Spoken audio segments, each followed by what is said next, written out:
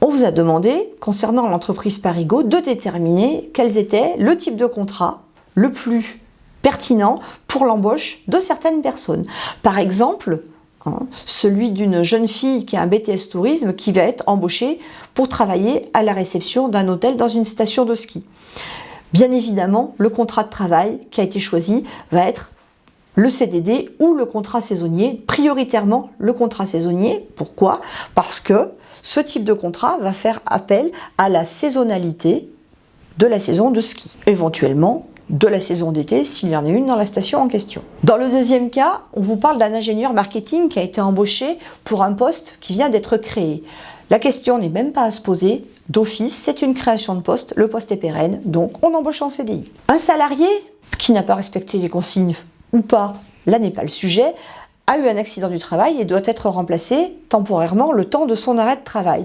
Dans ces cas-là, on va embaucher quelqu'un, soit en CDD, soit en CTT, effectivement, parce que pour faire face à un remplacement qui va être limité dans le temps que le salarié titulaire se remette de son accident du travail. Nous sommes là dans un cas un peu particulier. En effet, il s'agit d'une entreprise sous-traitante qui se voit confier pour une durée de 18 mois la fabrication de boîtes de vitesse et qui va donc devoir embaucher des ouvriers pour fabriquer ces boîtes de vitesse sur cette durée limitée. Bien évidemment, on va privilégier un contrat limité également, le CDD. Toutefois, on peut noter que si jamais un accord de branche a été conclu dans ce sens, l'entreprise peut également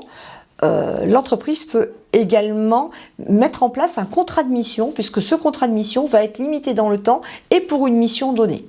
Autre cas, on doit remplacer un comptable qui a détourné de l'argent et qui a donc été licencié.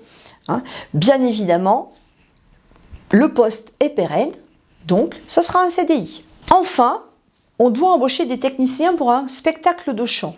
Les techniciens sont des intermittents du spectacle. Donc, ce sera un CDD d'usage. Le CDD d'usage est permis dans le milieu du spectacle, puisque pour ce type d'activité, le CDD d'usage est accepté. Il est d'usage de ne pas recourir au CDI. On vous demandait ensuite d'expliquer quelles étaient les trois parties d'un contrat de travail temporaire. Simple, d'un côté, nous avons le salarié, l'entreprise utilisatrice et l'entreprise de travail temporaire. Ils sont liés par deux contrats différents. L'entreprise de travail temporaire est liée au salarié par un contrat de mission et elle est liée à l'entreprise utilisatrice par un contrat de mise à disposition. Le salarié, par contre, n'a aucun lien contractuel avec l'entreprise utilisatrice. Toutefois, il y a quand même un lien de subordination entre les deux, puisqu'il est tenu de respecter les consignes de cette dernière. Bien évidemment, on vous demandait de citer qui était l'employeur réel de l'intérimaire.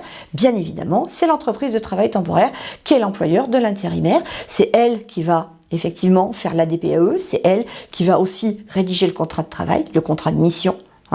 Et enfin, c'est elle qui va faire le bulletin de paye à la fin du mois. Enfin, on vous posait une question pour laquelle on vous demandait de réfléchir un petit peu, puisque ça sortait du cadre du cours.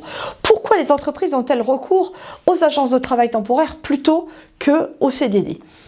Bien évidemment, pour différentes raisons. Tout d'abord, pour faire face à l'urgence. Si une entreprise a un besoin urgent pour la journée ou pour le lendemain d'un salarié, il est bien évident que ça va être beaucoup plus simple de faire appel à une entreprise de travail temporaire.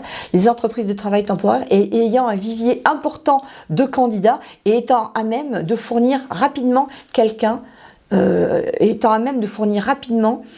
salarié totalement opérationnel dans un temps extrêmement limité. De plus, lorsque ce sont pour des contrats de travail extrêmement courts, il est souvent bien moins cher de prendre une entreprise de travail temporaire plutôt que de mettre en place une véritable procédure de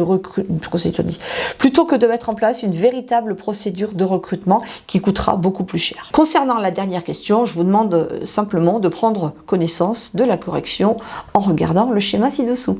Merci.